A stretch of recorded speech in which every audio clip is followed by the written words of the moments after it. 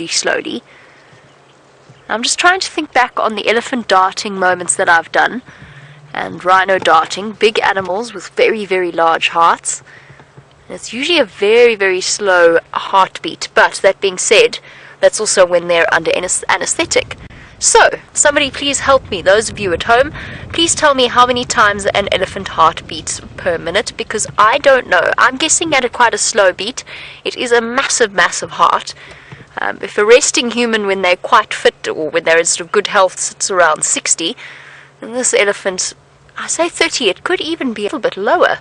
I'm interested to hear what the answer is. Let's see if we can get an answer to Sean's question. Sean, my apologies for not knowing, but I am very, very curious.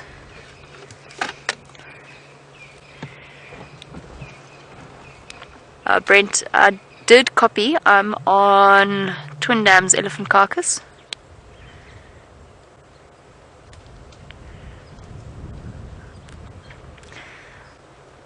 Attacks Twin Dam's elephant carcass. I can make my way in.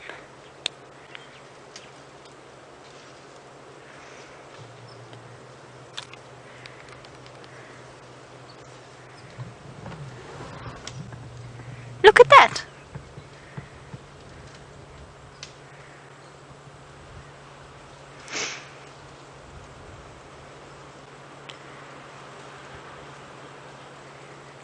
Shame.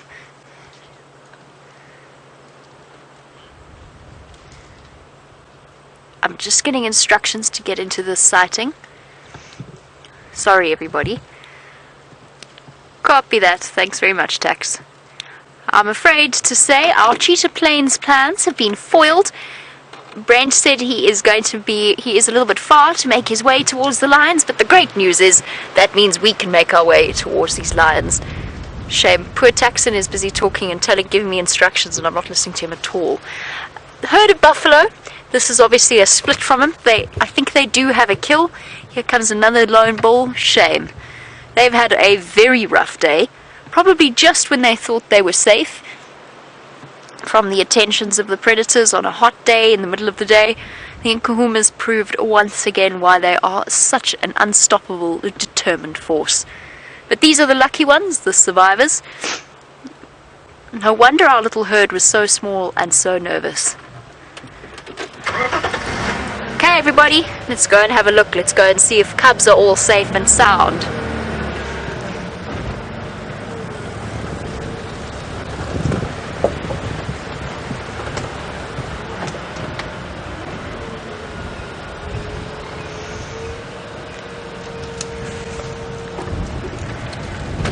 Liam, did you get Curtis's answer at all? I did a terrible thing, I'm sorry everybody, on the subject of big animal heartbeats. I didn't do a terrible thing. A tree did a terrible thing. That's my radio antenna. So Curtis has given us the answer to the elephant question, and I think it is 30 standing. 30 beats per minute, which means, woo, I got it right. That was... Oh, and Wendy doesn't want to start. And speeds, oh, I get what Kirsty's saying. Okay, so thank you very much, Curtis. Sorry, my boy, do you mind if I come past? I do want to just make my way towards these lions. Thank you. Thank you, boy. I know you've had a rough day. I know. But you survived, it's okay. Shame. I always feel sorry for them when they look at you with those desperate eyes after they've been chased by lions. So apparently, thank you so much to Curtis for setting that through, because that's really interesting. An elephant's heart beats at 30 beats per minute, but interestingly enough, and as opposed to most mammals, it slows down, speeds up when they lie down. For most human beings, obviously our resting heart rate when we're lying down, we're completely relaxed. Now I'm assuming the reason that it speeds up is because all of that pressure is placed on the chest cavity, so the heart can't inflate to the same level that it might otherwise. So it's got to compensate for the loss of volume by beating faster to spread more blood around. Sorry, Tax. Yes, standing by.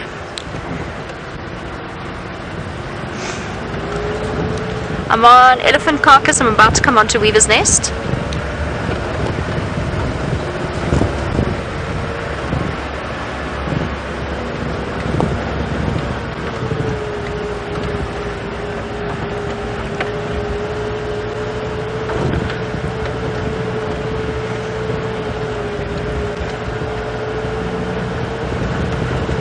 Okay, copy that. I'll try that approach. Might be easier from that side.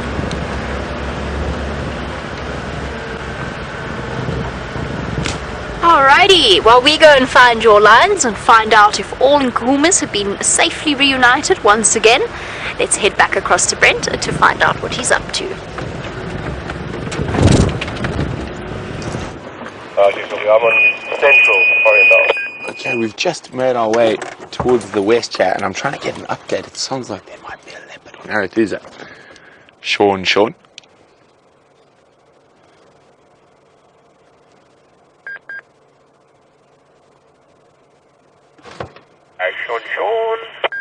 I'm not the only one looking for Sean. Can I bomber stand by behind you? Stand by 2 Yeah. Sean, if you can copy, confirm what's the exact position, and if it's on Safari and Dal, can I grab a standby 3? It's on the cut line, Triple F South, between Hoffman's and Shirley. The visual is from Triple F South. Copy, thanks very much. Next time then. Give you a shot there, Uncle Brent. Where's the Nkuhumas? They've just caught a buffalo in the last 2 hours around Weaver's Nest, Cheetah. Oh, okay, copy. Okay, thanks. Copy, thank you, man. Copy, thanks. Any updates on Shadow? Any luck on? Any other ingrays towards sort of Maraken side or Sibamidi side? Been a big female in the camp today from Nopcorn, and she wears straight south. We've had the last thing called Central Junction.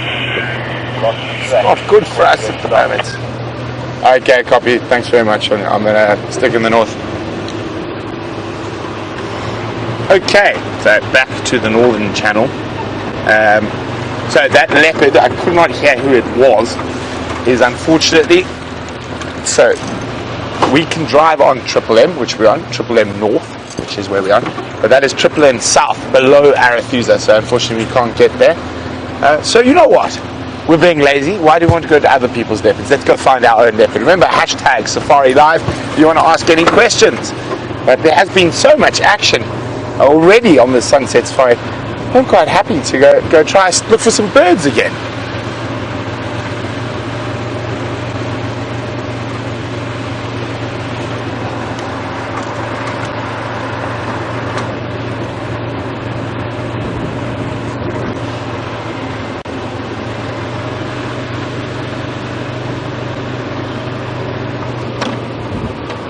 Now, of course, there's always a chance of other leopards making an appearance, and you never know what's out there. And that's the joy of being live in the African bush.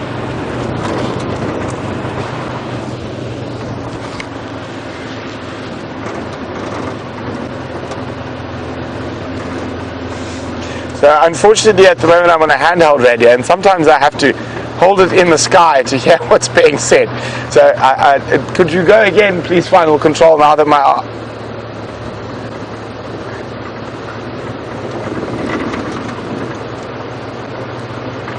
I think it is a wire side, a new viewer, welcome. He said, what happened to the cheetah cubs after the baboon chased them the other day? Well, it wasn't a cheetah, it was actually a leopard. And luckily, both those leopard cubs are fine. They're 100% fine. They managed to avoid the baboons. Oh, now this road has become very corrugated again. I'm trying my best to not give you a shaky safari. And the first opportunity we get shall be leaving this main road.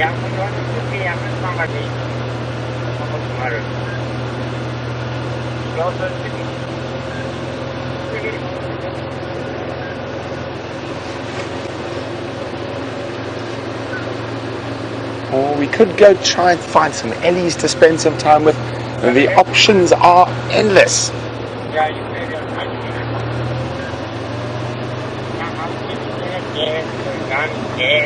Or we could play the stop game. Now, a lot of you might not know the stop game. So, sometime in the next hour, when we get as many tweets saying stop with using the hashtag Safari Live, and providing I am not next to an elephant or a lion, I'll stop and jump out of the car and tell you 10 interesting facts within 10 meters of the car. Now, there's a little female grey Duiker.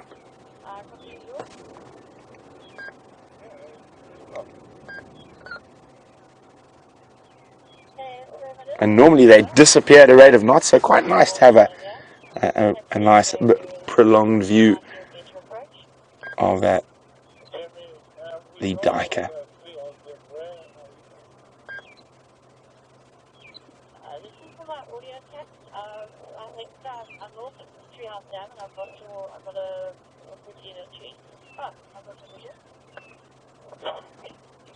Did you hear that?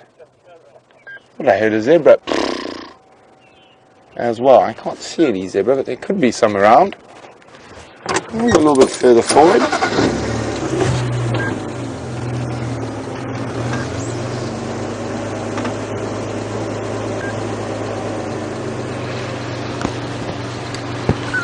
Sorry, can't hear a thing.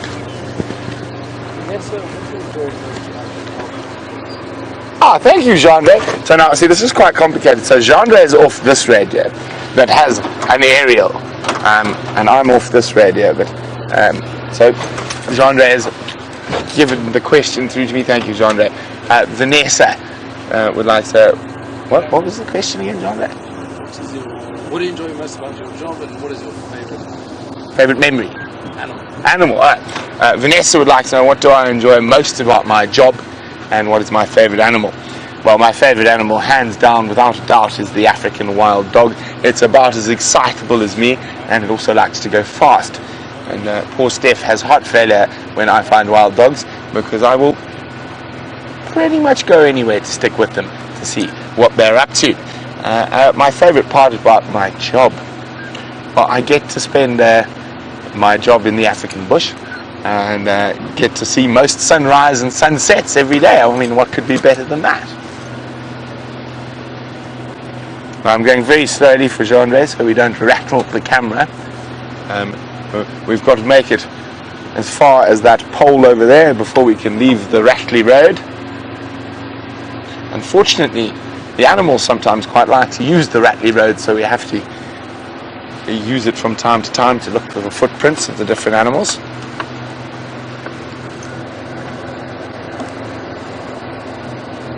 Maybe if I do this, Genre, I mean, I'll hear the better then. What do you think?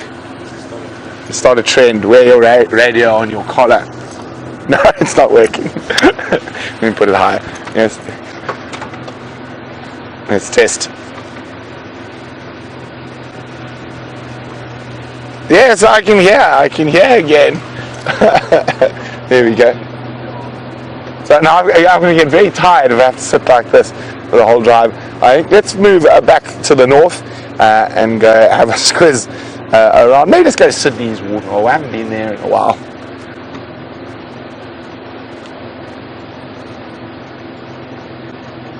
And so while I give our new aerial a break, Jamie has got to the Nkuhumas who are feeding their faces.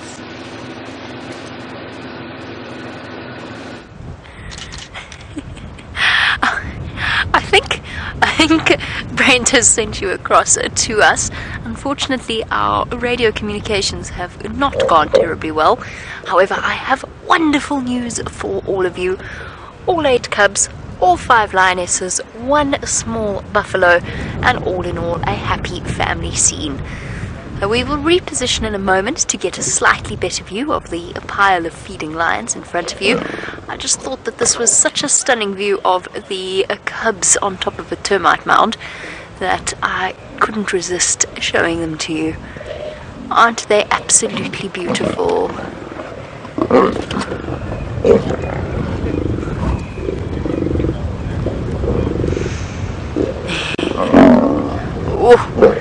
Some anger overfeeding. Vim, any idea what Kirst is saying? No, me neither. Hold on, Kirst. I'm going to try fix something while everybody looks at the lions. So bear with me 1 second. I'm going to go quiet. I'm just going to try and sort out our minor problem. In theory. I may make things worse.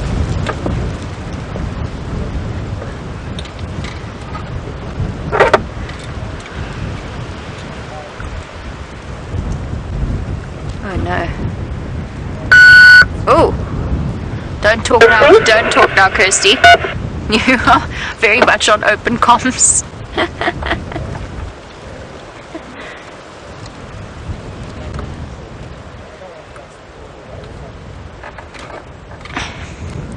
Here we go. That should be better.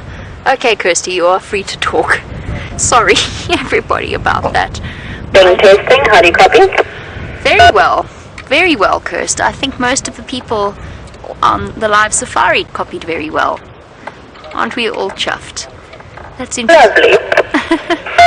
There you go, everybody. Now you get to hear the wonderful voice of Kirsty McLennan-Smith, who I now think is actually in closed comms. One more time, Kirsty. Do you have anything you'd like to say?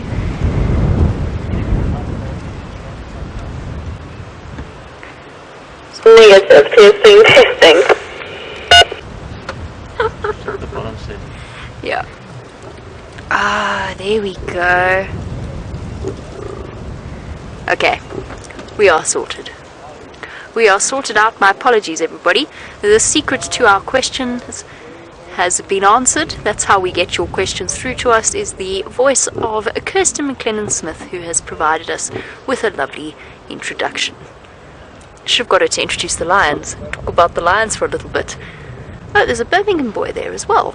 Oh, look at this little one up in the tree. That looks like a very precarious position. Little one, you really look as though you're going to fall down. Oh, I hope you're getting some amazing screenshots, everybody. This is truly spectacular.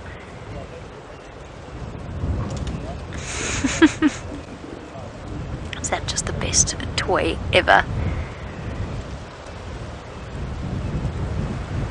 Doesn't matter how much time we spend with these amazing little furballs, it just never gets old. Not interested in trying to push its way into the feeding frenzy that's currently happening with the buffalo carcass. The lion cub has found itself a wonderful chew toy, although a sibling has come to investigate and see whether or not it can join in. Perhaps there's enough space for two on this false marula tree. In the meantime, the vibrations of the growls of the adults and some of the cubs are rumbling through my chest. A truly fearsome sound. That is one brave little cub, desperately trying to push its way in. And generally the mothers will give the cubs a smack, but it's usually quite gentle.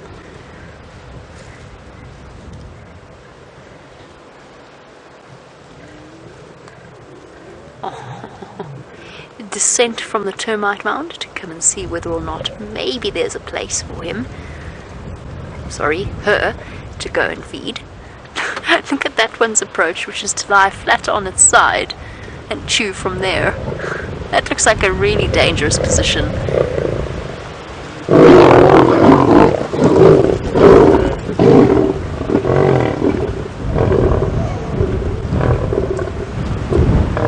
Lions' table manners are somewhat different to ours.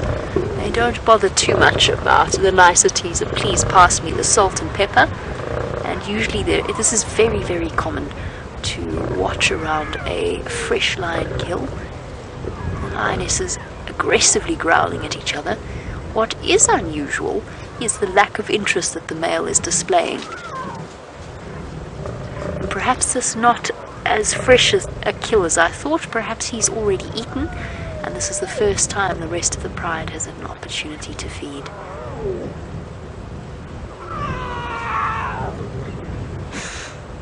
Someone's having a tantrum for not being able to eat.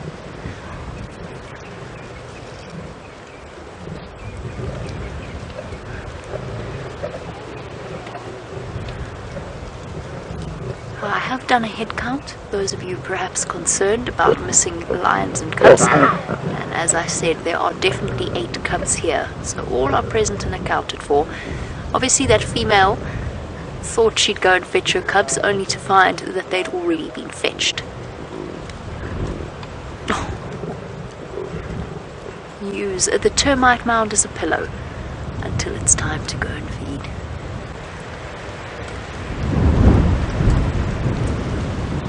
Oh, let me go forward for you a little bit. There's such a sweet scene. Oh, I stopped now. But let me go forward for you anyway, so that you could see the Birmingham boy as well.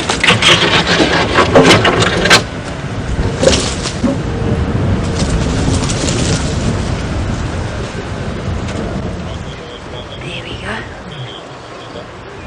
Oh, big yawn. There's the Birmingham boy, the one with the split lip, who has been with the Nkuhumas for a considerable period of time, over the last week or so. I'm very surprised that he's not standing guard over the carcass. I think it's something that his slightly bigger coalition mate, the one with the injury on his face, oh, that was a very neat little hop. I think that's something that is character driven. I think obviously the split-lip Birmingham boy is more content to share when he's not too hungry, of course, than the Birmingham boy with the hole in his face, with the injured face.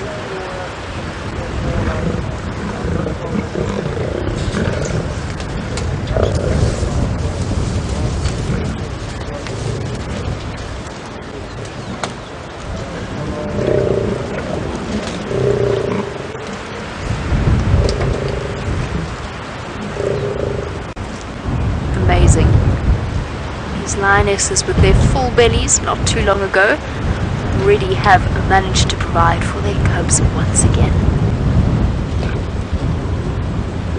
What a contented family scene.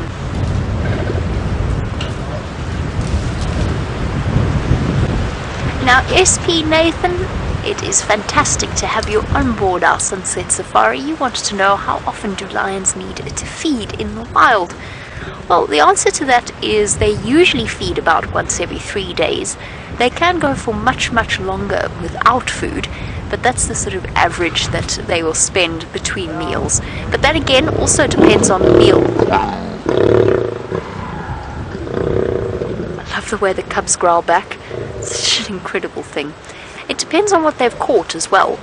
So they could have a buffalo kill that lasts, a massive buffalo kill that could last them for 3 days, and then leaves them full for a while. Oh, look at that.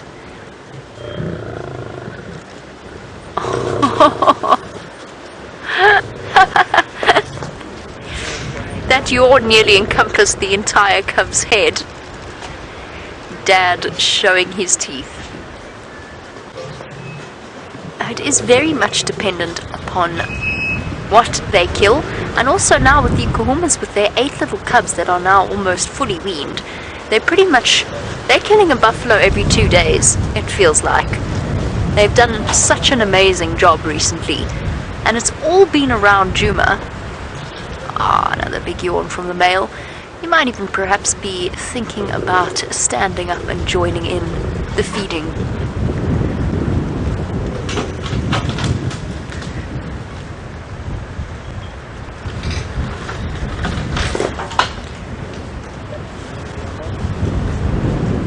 From the biggest predator out here and their very large kill, let's head across to one that is much, much smaller, but also very cute.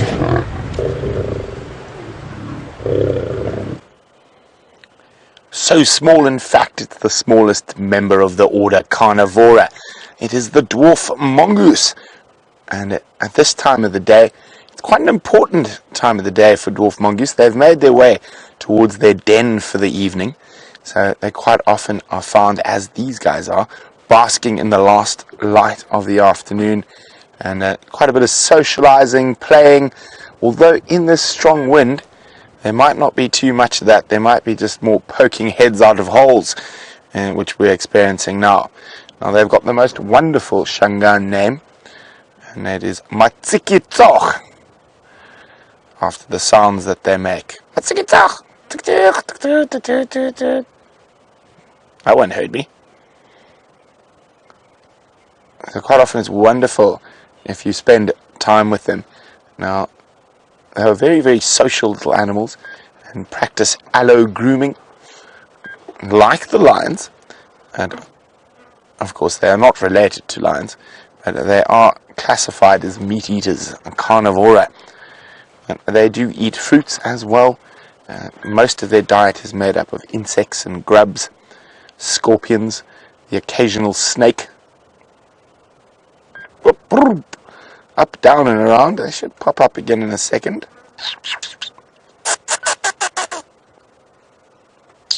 There we go. Very, very alert little critters. And when they... Ooh, what's that on his back? Oh, it looks like that one might have escaped the talons of a bird of prey or something. Or is it just a bald spot? He's got a tick on his ear. Yep. Oh, another one out the other side.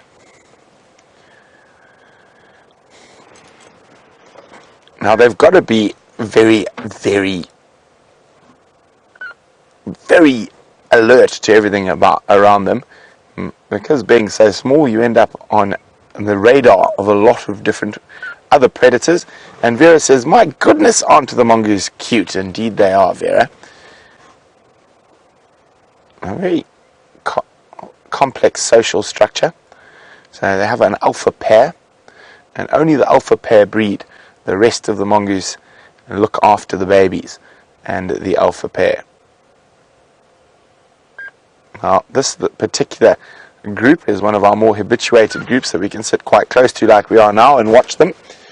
And the original collective noun for a mongoose in colonial English, it comes from India and the common mongoose, and it's called a business, because they all look like they're about some sort of business, the mongoose. So a business of mongoose.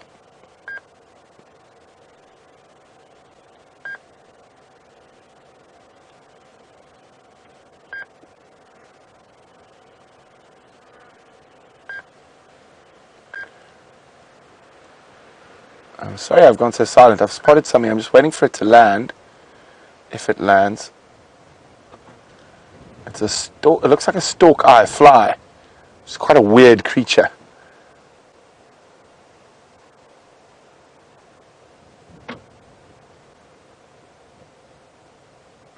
Oh, is it a stork-eye fly? Okay, so genre on the edge of this very well-eaten peltiforum, it was up to a bit higher. It's either a stork-eye fly, I think it's on there. Oh, no, it's just come out a little bit. Let me just try to figure out. I think it's maybe. Are you on the back one or the front one? Front, okay. So up to the right. I think it's. No, just slowly. Sorry guys, I will find it now. Oh, there we go. Just take off. Yeah, something's buzzing in the back. Can't see what. Oh no, did it take off? I'd be so sad if it took off. Let me go have a closer look. Oh, no, it's not there anymore. It was on the Y. No, it has taken off. Oh, well, there we go. Sorry, I really do like the bugs, and they're starting to come out now. Oh, but look who's watching us so attentively. And Chris is wondering, do these mongoose smell? They can smell, it's not too offensive, but how they scent mark their territory is by anal pasting. So they use their anal gland to mark. And you can actually see the claws on that little guy. And those are very, very sharp, and they use them to dig up little grubs and other burrowing insects or arachnids.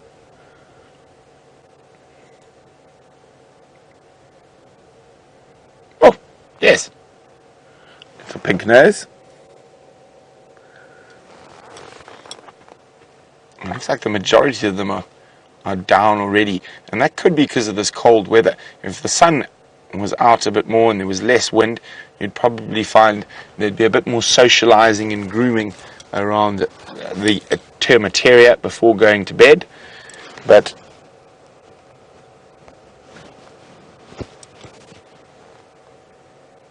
at the moment, just one adult keeping a vigil.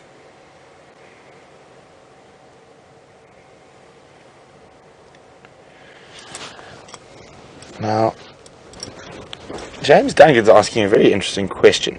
Are they related to weasels? Now, James, I'm not 100% sure. I think I'm trying to remember. Weasel is a mustelid. Oh, my taxonomy is a bit rough. I'll double check that for you, James. I'm trying to remember. They definitely fall in the same order, so in that sort of term they are related, but then so is a lion. And let me just remember. Sorry, I'm just trying to...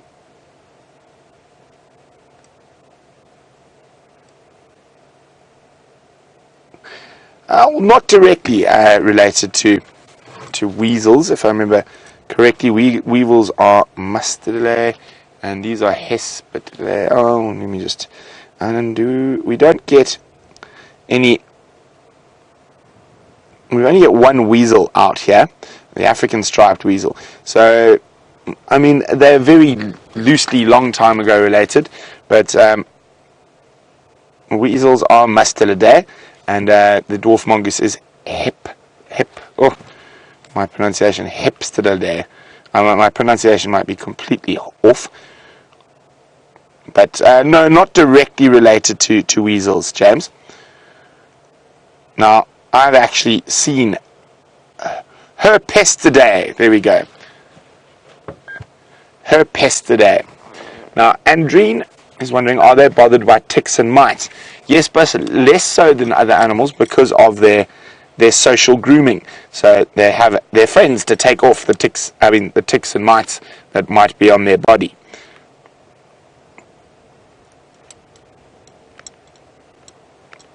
Oh, there we go. There's a few more popping in and out.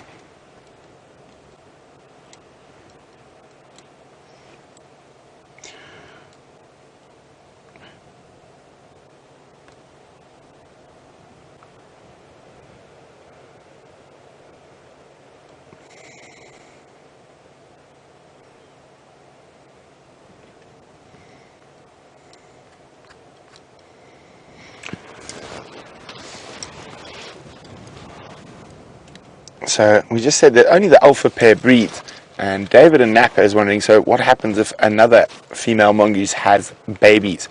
Will they be killed? Yes, generally the alpha female will then kill those babies, and there's a couple of different reasons for this. It's possibly to ensure that the best genetics, and she's obviously the best mother, or the most reproductive mother, and life's tough out in the bush. They probably, the business probably can't afford to raise multiple sets of young at a time, so that's why only one female will breed. Oof, we're going to have a beautiful sunset in a little bit.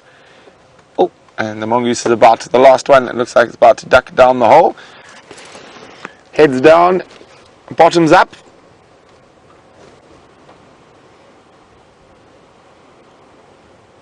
Incredibly jumpy today. Whoop, and off they go. So let's do the same. Oh, there's the sun. As I said, lots of dust in the air, and that's what you can see there. And I think in about 20 minutes or so there could be quite a spectacular sunset scene. It's nearly time for the first layer. Actually, let me rephrase, it is time for the first layer. So even though it's been quite hot during the day today, there's still this cold wind coming from the south.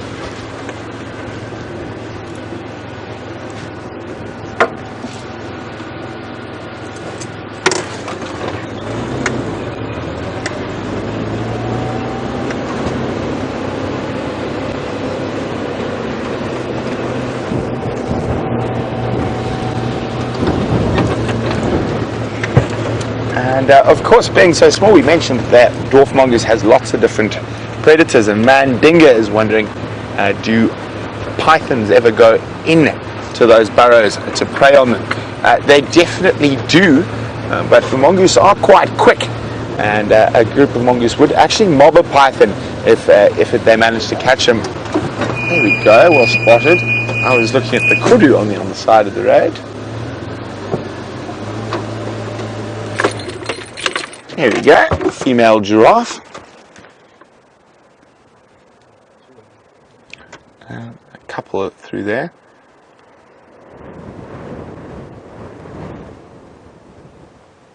Oh, there we go.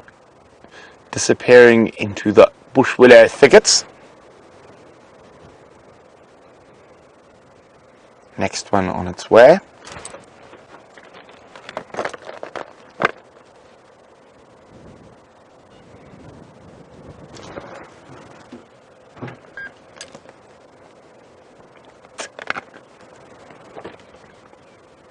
Oh, disappeared into the thickets. Well, it looked like there was some kudu up ahead as well.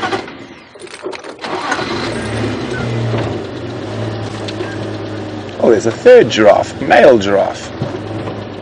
And a fourth giraffe, it looks like, behind that one.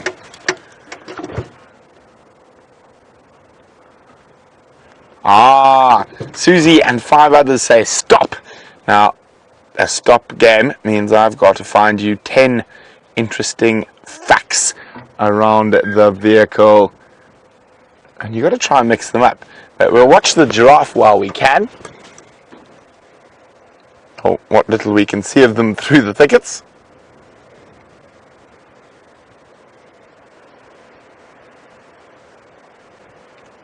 I can see 4 in total.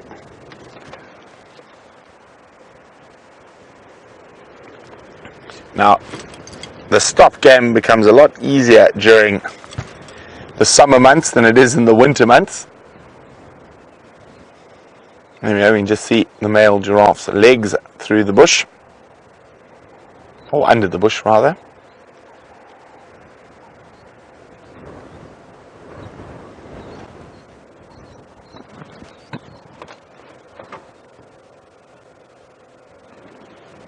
Here we go.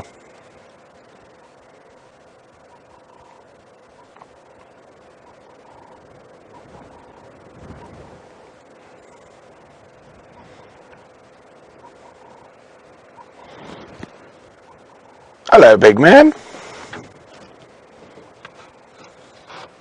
Oh, funny looking creatures, giraffe.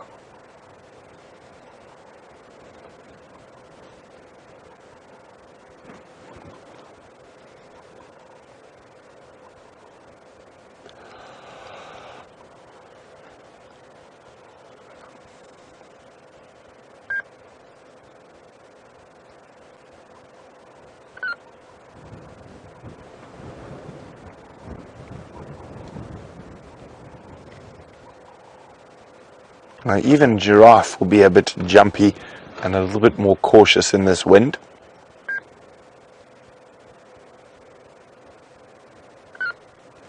Well, I think he's just checking us out for now.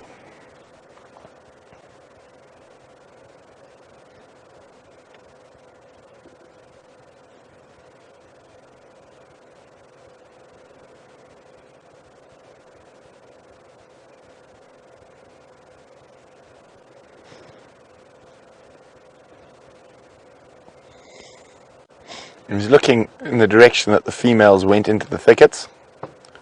Now looking back at us. So as much as I would love to play the stop game here, in this wind those giraffe would definitely take off. So let's try do it a little bit later. And I don't want to scare the poor giraffe. So while we continue on to see what else is out and about, let's go back to Jamie and the incredible Nkuhumas. Still enjoying these incredible scenes as the Nkuhumas fight over what little is left of the buffalo carcass. It was a tiny buffalo, or young buffalo, probably about a year old, which means that there's not much meat between 6 hungry adult lions and 8 little cubs. I think one cub has got the right idea. Oh, there's still a lot of aggression between these lionesses. So obviously they haven't had much time to actually feed on this kill. And Mark, I think it's a combination of things. I think they're growling more because it is a smaller kill, yes. I think that is part of the reason. I also don't think they had access to much of the kill initially. I think the male probably chased them off and ate most of it, just judging by normal male behavior. And perhaps they'd actually only just got a chance to feed just before we arrived. But you are right, there's less, because it's a smaller kill, there's less space between the lionesses, and therefore they're angrier with each other as they start to feed, because they are more in each other's personal space. Little cub, that is not the place I'd choose to be with an angry lioness, although I suppose she's not my mom. It's a different sort of approach. This little cub's just bored now. Wants to play more than anything else. You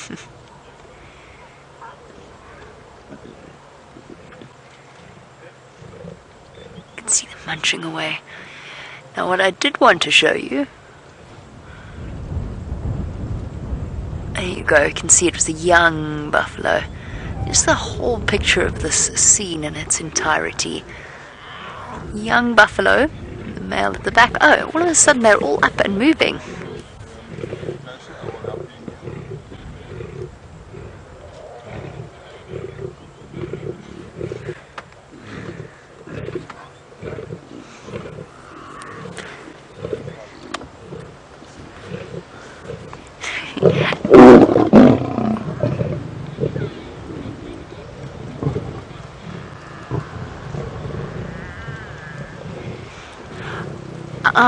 Ellen in Arkansas, I think I've got the gist of your question. I apologize, my ability to hear things at the moment, hear your questions, is not great, so do forgive me if I get it wrong or if I get your name wrong.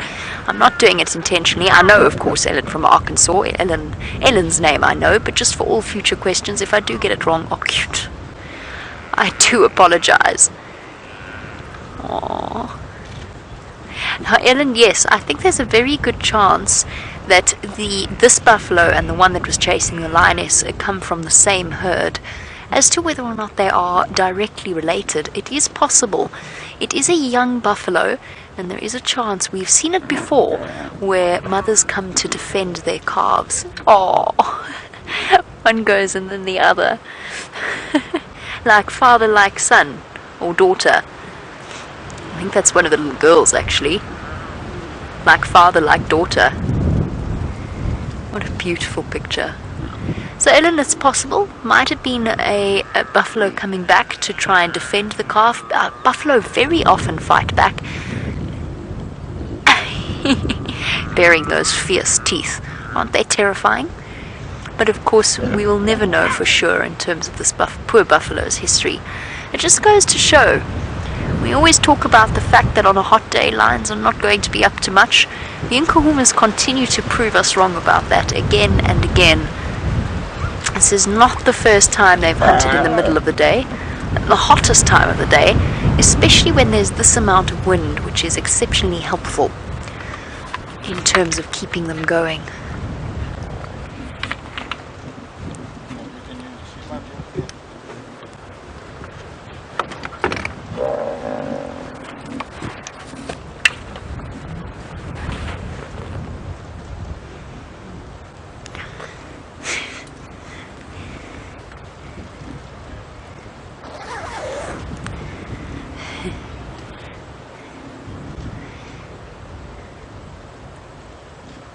What an incredible scene. I find it incredible how the little cubs bravely growl back at their mothers or at their aunts whenever they're feeding like this. I always find it astounding that they have that instinct to be so brazen, and that I suppose at the same time also that knowledge that although there's lots of growling and lots of anger, it's not really going to hurt them in a big way, and that they're going to have to learn to fight for their place at the kill, or they'll never get anything to eat. I find that fascinating, that instinct is there from the moment they start joining in with the pride's kills.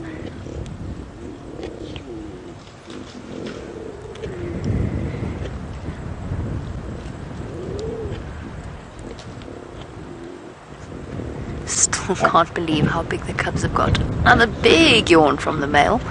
Often, there we go. Those yawns are a prelude to getting up. Wonder where he's getting, if he's going to move though, or if he's just going to stop and have a quick scratch behind the ear.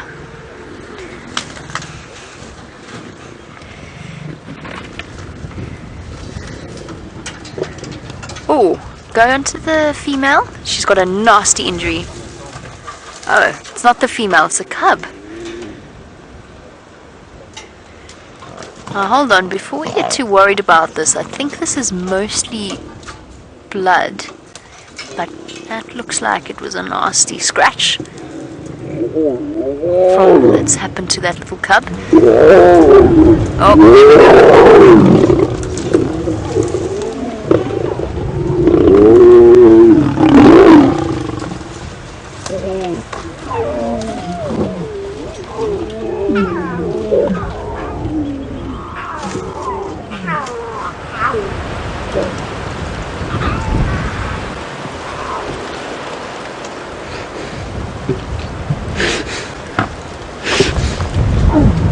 Always slightly more aggression when the male and females are involved. He's much more tolerant of the cubs than he is of the females.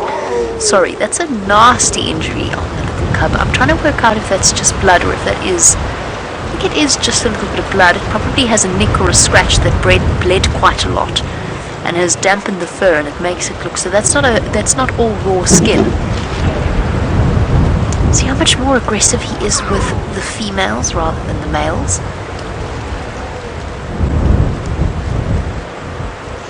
Oh, sorry, the females rather than the cubs. That sentence makes much more sense. And that's because they're really direct... Oh, smack!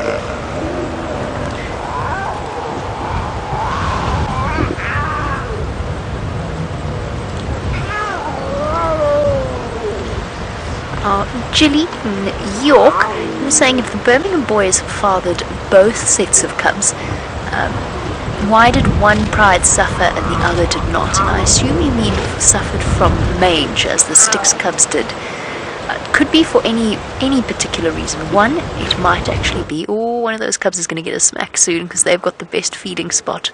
Look how tolerant he is with them. It's amazing. The lionesses were not allowed near that carcass. Oh look, it's got blood on both sides. Maybe it's just blood from the buffalo. It could be. Sorry, Jilly. My thoughts all over the place at the moment. Jilly, it could be that the Styx are genetically predisposed to being more vulnerable. It might be that they have slightly weakened immune systems.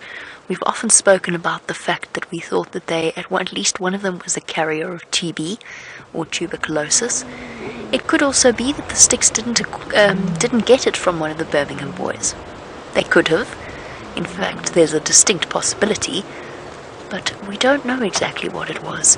They might have got unlucky enough to sit in the wrong patch of soil and picked it up. Personally, I think there might be a slight genetic lack of resistance to the mange itself that might have made them slightly more vulnerable, but I won't ever be able to prove that, and I won't ever know that for sure. I'm still not entirely convinced this is mange on the male. It's possible, but have we actually confirmed that? I don't think we have. There's some disagreement about what it might be. I don't necessarily think the Birmingham boys are responsible for the mange that the Styx cubs contracted and that they died of, or a lot of them died of.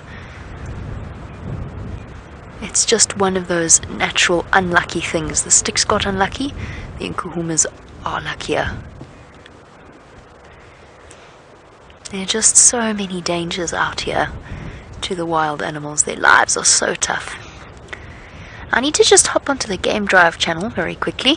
I mean, speaking about dangers, of course, this poor little buffalo is a prime example. Luckily, Brent has one that is still very much alive.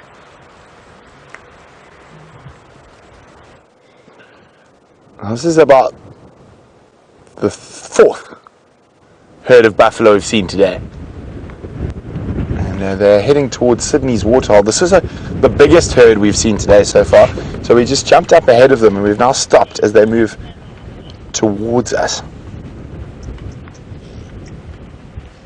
You can still hear the chirping of the oxpeckers.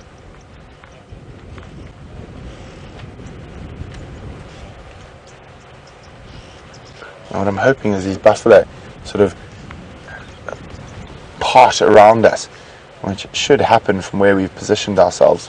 So we literally get surrounded As I said, this looks to be a bigger herd than we saw earlier. The earlier probably 150 to 200. This looks like it could be closer to 300, maybe even more.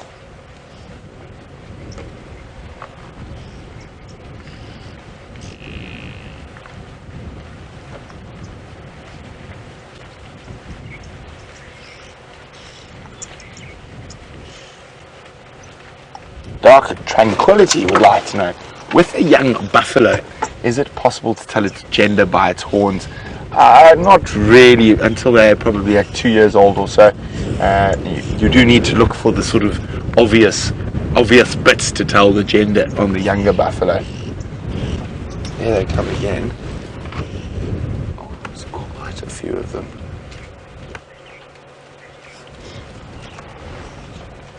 And there we got the bemused chew.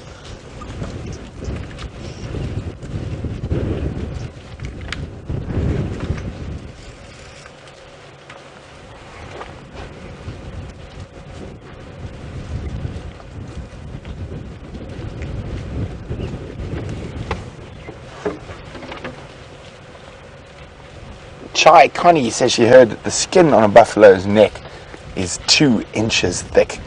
And is that to protect them from the lions? 2 inches sounds a bit too thick for me. I'd say it's probably a half an inch, maybe an inch on the bigger bulls. But that's pretty much the same throughout, apart from the sort of soft spots under the armpits and that. And it's not only more so to protect them from thorns and bushes and things like that than it would be from lions. And as we say that, the herd is breaking through the bushes towards us. There we go, you can see all the way from there, and I think this is a much bigger herd, and as I said, we're hoping they're just going to sort of surround us while we sit here quietly.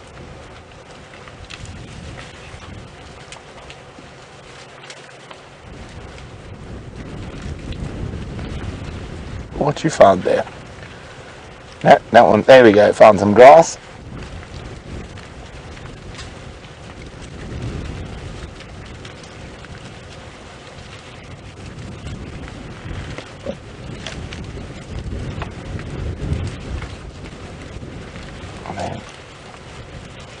Literally starting to pour out either side of us at the moment. Now, if anyone is wondering what a herd of buffalo smells like, it literally smells like cows. So it's very, very similar smell. So any of you who've spent any time on a farm or from a farm, it's a very, very similar smell to sort of a big herd of cattle. There we go. You can see them now. The first crossing on the left. I think in about 5 minutes or so we'll be completely surrounded.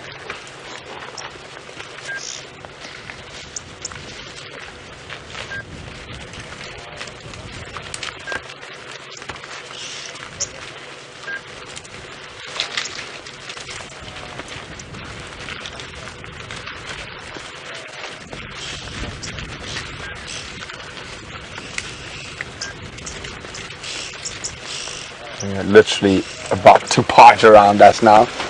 There's some passing right next to us on the right, and they're literally just we're going to be an island in the middle of the buffalo. Oh, that one's found a good spot to have a scratch. Look at that. Oh yes. Oh no, she stopped now, but I'm quite sure that might attract another buffalo to have a scratch on it as they walk past.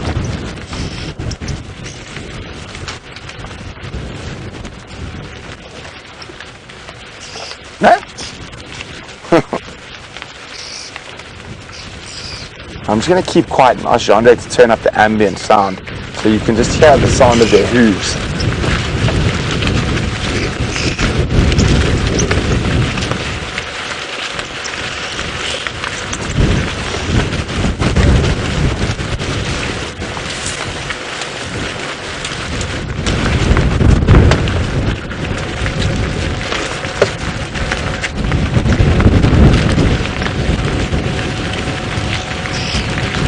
Definitely quite a bit bigger of a herd than the one we had earlier. Now the one problem is we're downwind of them, so they're actually kicking up quite a bit of dust that's blowing right into our faces.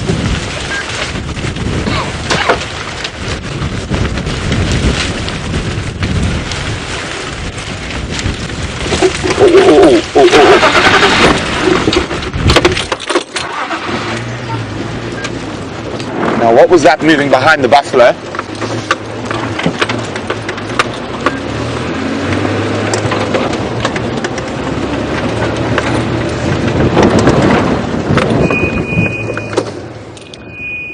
Got him. Where? There! Or her, maybe. Hyena! I just saw something there. Now that hyena doesn't look like it's hunting the buffalo. But we haven't seen a hyena in so long. I just got quite excited. Heading to the north. Let's try to see if we can get a closer look at the hyena. I know a lot of you are really missing our Djuma clan. And it could be one of them. Excuse me, buffles. Coming through. Hyenas to see. Excuse me, excuse me.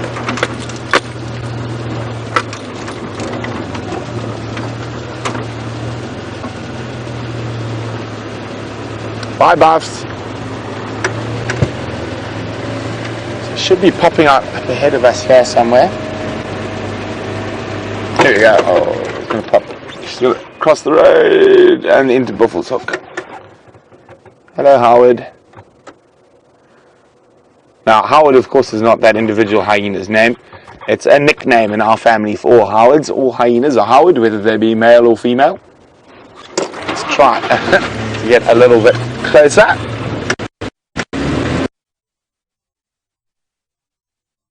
In certain parts of Africa, hyenas will hunt buffalo. I've actually seen them do it before as well in Botswana.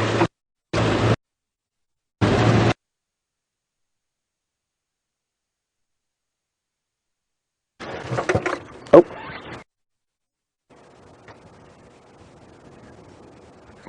And the last glimpse of the hyena disappearing.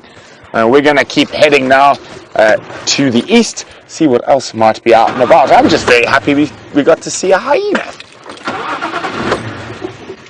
Oh dear.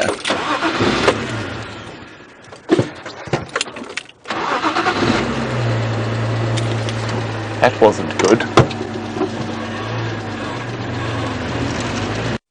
Fortunately, Opa is back tomorrow.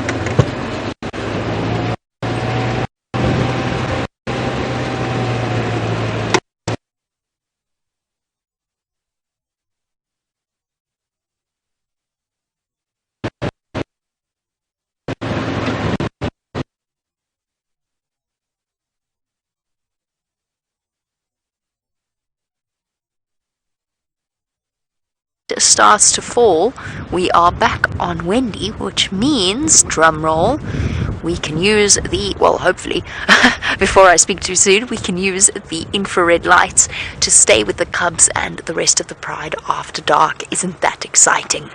So we won't have to leave this time just because it's getting dark. We've got infrared. We were just in the process of making sure it was all up and working. So now let's see, where should we go? Since the male has moved the cubs.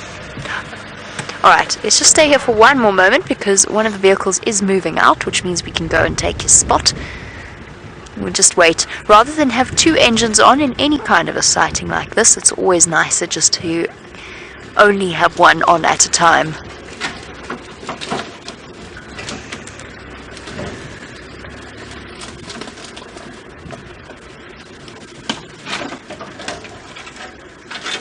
The funniest part of that entire buffalo carcass move, where the male picked it up and moved back, was the fact that there was still a cub tucked inside the cavity of the ribs. And just by the way, having re-examined that blood on the little cub, it's definitely not an injury. It is most definitely just residual blood from one of the females' chin that she dribbled across the back. The reason I know that for absolute certainty is that Jerry saw it happen. Okay. Now we can reposition and get a much nicer view. Much nicer view.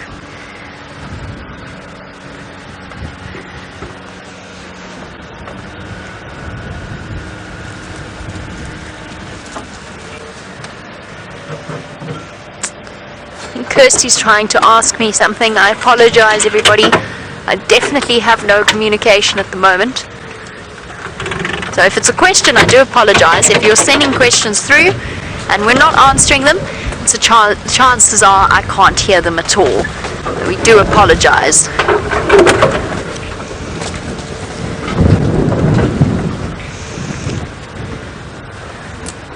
Oh, I think this might actually be probably one of the best spots to stop and have a look quickly. We can always shuffle around as we go along. But for now, we've got a view of the carcass and a view of the females behind the back. The little cubs all snuggled together. It's amazing how the females know that they will not be tolerated by the male, but the cubs are not too fussed at all. And are more than content to feed alongside dad number 3, whichever particular dad number they've given him.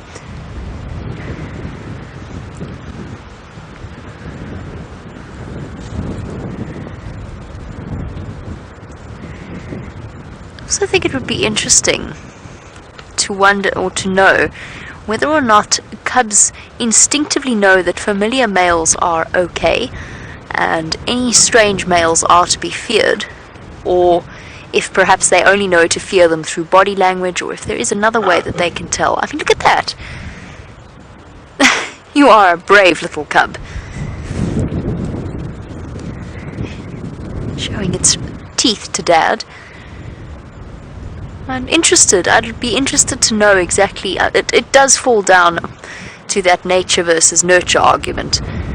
There's so much that we've watched as we watch these cubs grow up, and because, I mean, we spend probably an unprecedented amount of time with this particular pride and with lion cubs. I'd say there are very few places in the world, unless you were a doctorate student or something similar, with one pride of lions. I would say there's very, very few places in the world where you could spend this much time with the one particular group of lions every day and see the cubs growing up.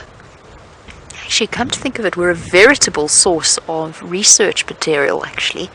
But to spend as much time as we do means that we've learned so much of what is learned behavior and instinctive behavior from the cubs. I'm chuckling at the one trying to get between the buffalo's legs, but it just couldn't quite manage. Or perhaps a headrest instead.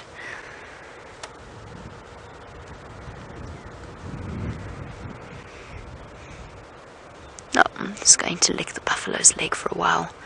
It's also instinctive. Might even be a nice way of cleaning its face a little bit.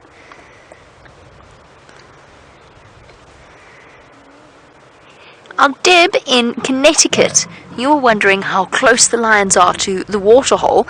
The answer is they are about 300 yards, no, less than that, 250 yards from one waterhole, but that is Treehouse Dam, not the Djuma Dam where the camera is. So most likely if they do go for a drink, it'll be at Treehouse Dam rather than Djuma Dam. We're probably about, I would say probably close to 750 meters away from the Voyatella Dam, probably even further, but a good 750 meters away from where they were left this morning during one of our rehearsals. You might even have seen them on the dam camera this morning or last night, but they're quite a lot further from there than they are from Treehouse Dam. Look at you, little one. Aren't you bold? Time to go mountaineering again. Meal time is over. Milk bar is closed. Back to the jungle gym.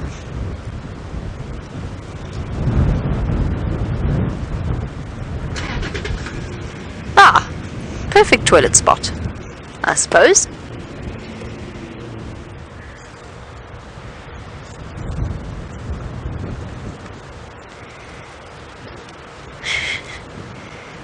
It's not that easy a thing to climb, this termite mound, apparently. Little cubs scrambling their way up.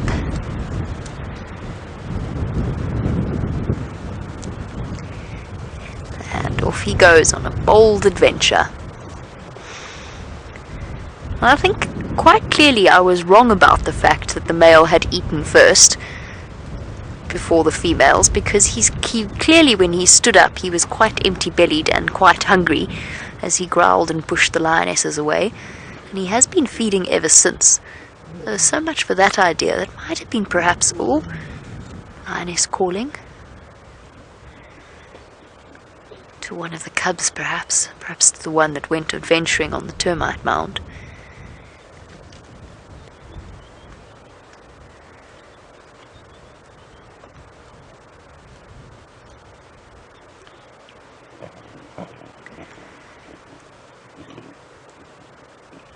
He's not that empty-bellied. He has eaten a little bit.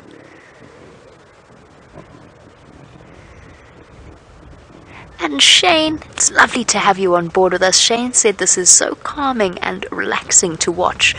And for the most part, absolutely, the African bush is a calming and relaxing place to be. But Shane, if you have spent, I'm not sure how long you've spent watching these live safaris, perhaps you're new to our live safaris, I can tell you that things can change in an absolute heartbeat and go from relaxing to heart-racing, heart-stopping moments even. We've had moments like that with the live buffalo kills. Look at her. She's calling to it.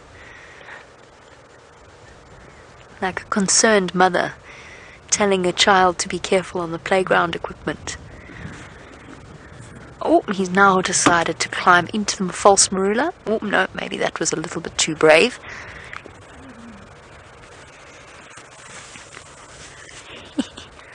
And a gentle bounce back down. As we wait for night to fall and to switch on our infrared, let's head across to Brent, who's got one of the diurnal animals.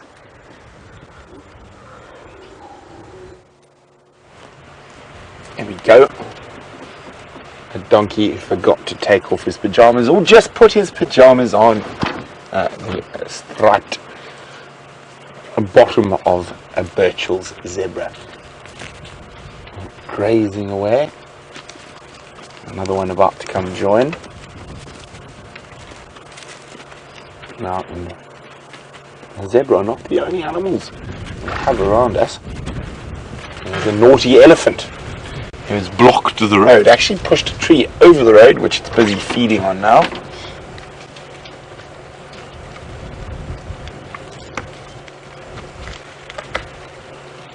Now, the picture might be a little bit dark, but we're not going to put any lights on with these animals.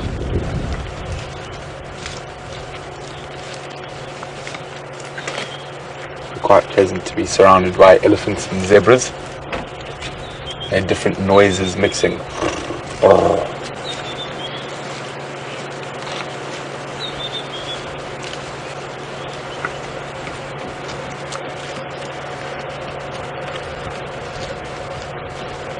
Zebra's moving off.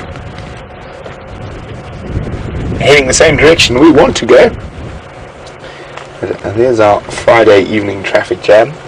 And it's a bit bigger of a traffic jam than normal because the elephants have pushed that tree down. Maybe she'll push it off when she's finished feeding, but I highly doubt it.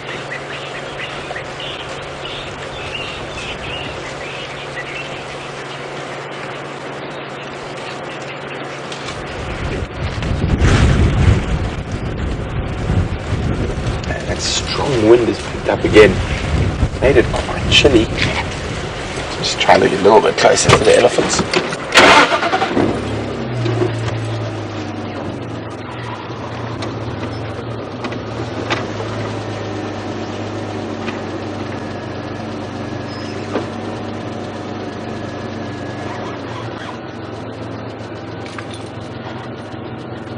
Naughty, you didn't remove the tree after you pushed it onto the road.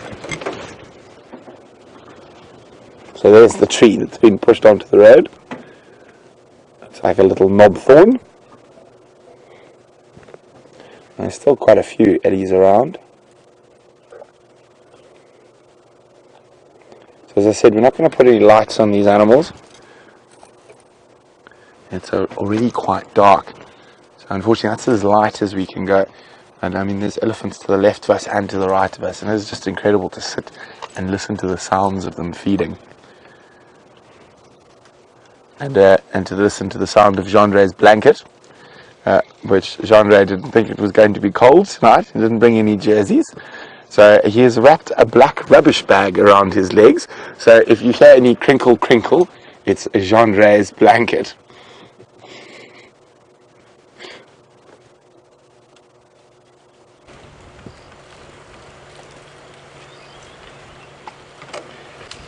Okay. Yeah, it's too dark, unfortunately. I think we're going to change our direction.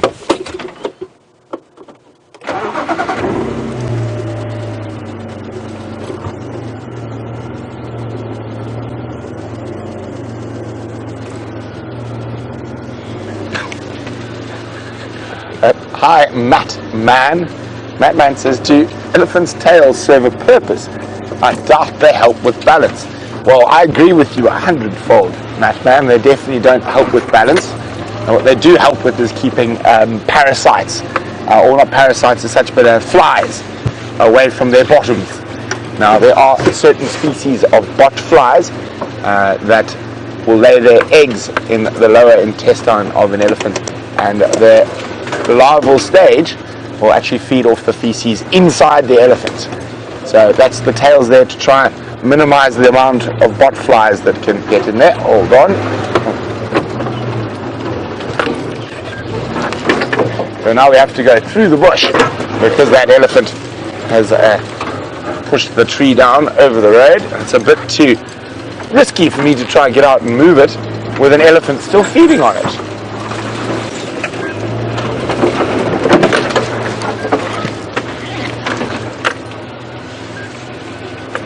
Yeah, there you go.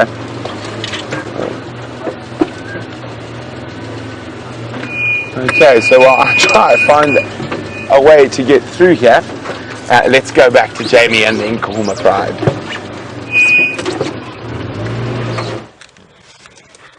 The Nkuhuma Pride, as they set about feeding on this buffalo, one little cub has given up all pretense of pulling from the ground and has climbed right on top of the carcass itself.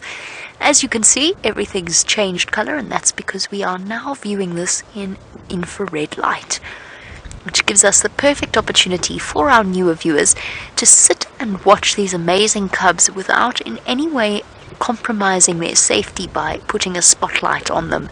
Now, chances are they would be absolutely fine at this point. They've got 5 adult lionesses and 1 adult male around.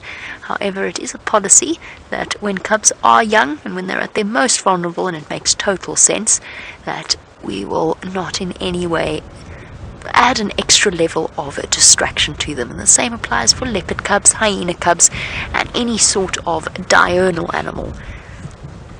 And what that means is that with this infrared light, we can now sit and enjoy moments that we might not otherwise have been able to experience. Now, the last time I sat with this pride in infrared light was in pure darkness. Where are you sneaking to? Aha! Going to catch a lion cub climbing up a termite mound.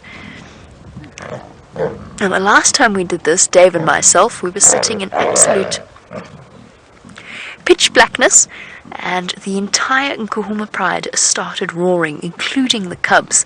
Although calling what the cubs was doing roaring is a little bit of a stretch of the imagination, but it was utterly adorable.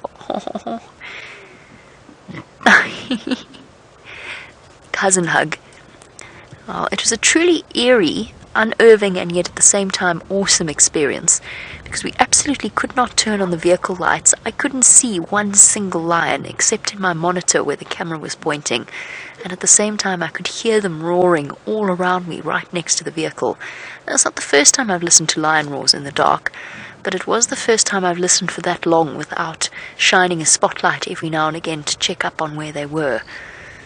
That was a truly, I think, one of the highlights of my life in the bush so far, especially watching the cub roar on my monitor, not being able to see them, and the little sounds of them going row, row, row, imitating the adults. It was adorable.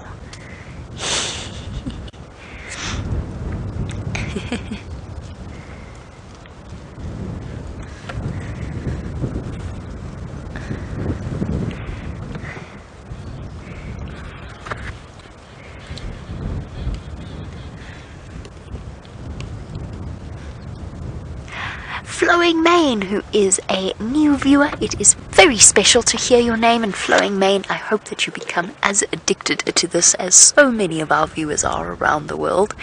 You wanted to know how we know how old the cubs are. First of all, just generally from knowing the growth rates of lions from their birth until they are fully grown. But this is the joy of Safari Live, and Flowing Mane, you'll get to experience this if you do stay with us, is we've actually known these cubs since they were a few days old. Now, we don't know their exact birth date, but we do know when the lionesses disappeared from the pride, when they started denning, when they moved off, and with the youngest set of cubs, we actually encountered the lioness in her den site, and very, very carefully and entirely ethically, we sat and watched her from a comfortable distance, one at a time, totally quietly, as those little cubs learned to move about, to open their eyes, and for their ears to lift up for the first time. We were watching the younger set of Nkuhuma cubs when their ears were still flat against their heads. They hadn't even lifted up yet. So that's how we know how old the little cubs are.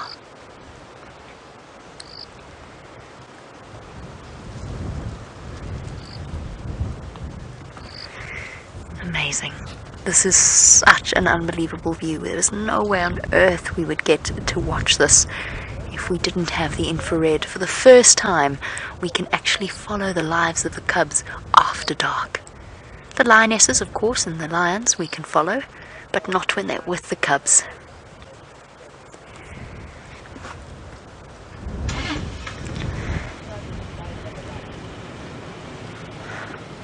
Oh, hey, Dispatch. It's been a while since we've heard your name. And Dispatch Griffin says, oh wow, when did we get infrared capabilities? Now, Dispatch Griffin, when did I last hear from you? Oh, that was a while ago. I remember you watched our live lion kill off Hyena Road. I remember that. If time didn't blend so easily into one, I'd be able to help you out. When did we get this VM? It was just before Kenya, just before Mara. Which was, when was that? 3 weeks ago? 4 weeks ago? Does anybody know? 2 weeks, really? We stopped 2 weeks ago, so we got it 3 weeks. We got it properly working 3 weeks ago. There we go, Dispatch Griffin. My apologies.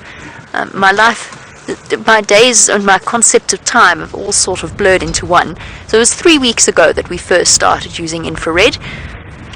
We didn't have it on Jigger, so we couldn't use it recently. But we did do late night drives. Actually, Dispatch Griffin, you missed out. You missed out on James and the Mara. You missed out on our drives until 10:30 here at night. The live buffalo kill at the end.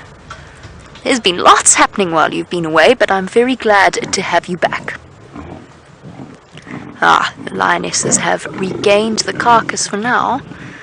Lots of growling. I'm hoping our male lion might...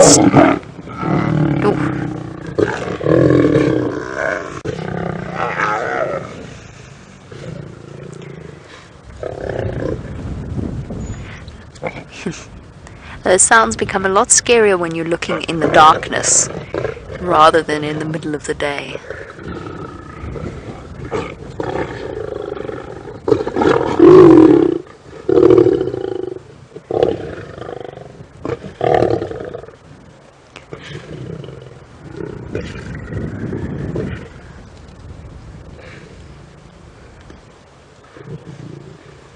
The lioness is allowed to feed once again. I was hoping that the male would start to roar to hear the rest of the Birmingham boys. Contact call.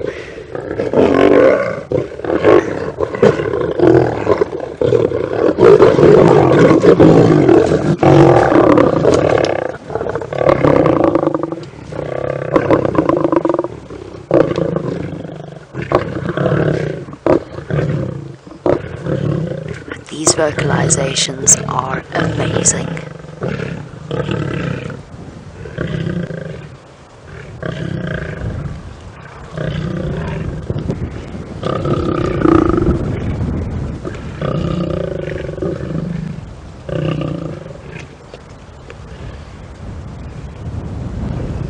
Can you believe that you're watching this happen right here, right now? Incredible. Right, as evening draws to a close, let's head back across to Brent quickly so that he can tell you what he's up to. Perhaps that's him in the distance, the light you're seeing, and we'll catch up with you shortly. It's not me. Not me. We're in the north, they're in the south. We are trying to see what we can find. There's not much happening this strong wind. We took a while to get through those elephant. And I was hoping to maybe bump into a leopard or 2 or 3 or 4, but alas, it seems like the leopards have been a bit scarce recently. But we have had the incredible Nkuhumas.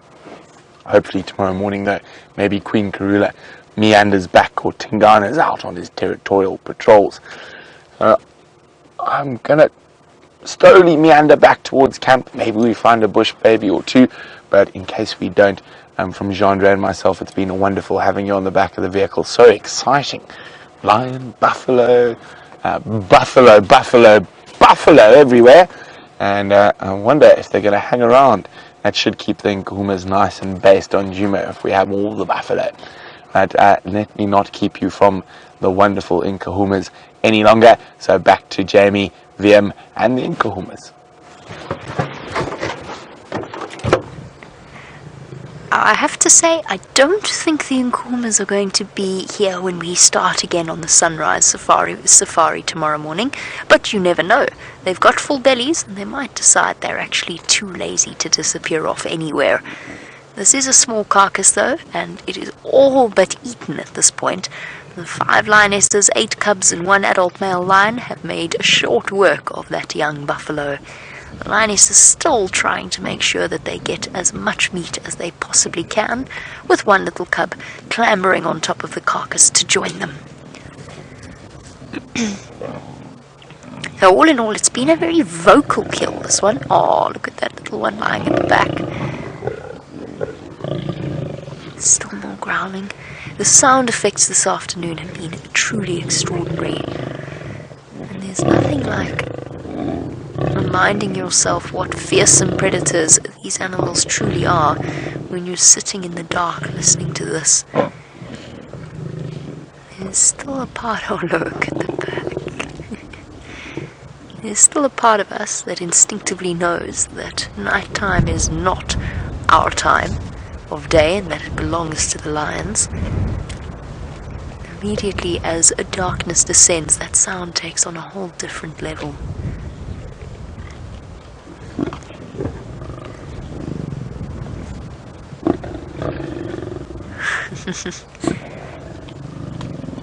Cubs playing at the back. The Nkuhumas once again providing us with a truly extraordinary afternoon.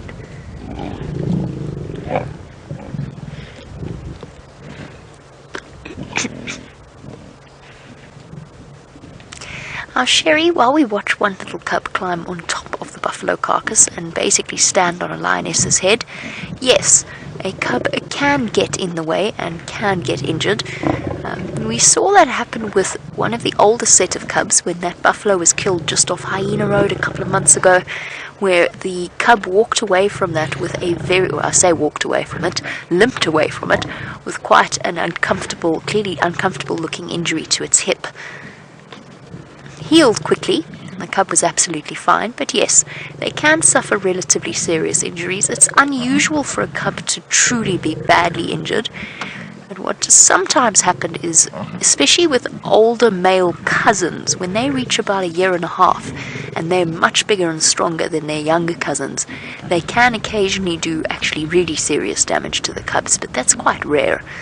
For the most part, it's a short smack, perhaps a little scratch, maybe a little blood drawn, but for the most part, the cub bounces away quite happily and forgets about it in a couple of moments. It is a tough life, though, being a lion cub. They really do make them incredibly tough out here. Well, unfortunately, we have reached the end of our sunset safari, and it is a time for us to say goodbye to you all. So, a very big thank you to VM for all of his fantastic camera work, as well as to the lovely ladies, to Kirsty and Rebecca in Final Control, our tech team, and most importantly, to all of you watching across the globe. I actually don't want to distract you for too long from these amazing sounds of the lions, so I think once we do reach the sort of 10-second mark, I'm just going to be quiet and let the lions sign you out. Bye-bye, everybody. I will see you on the sunrise safari.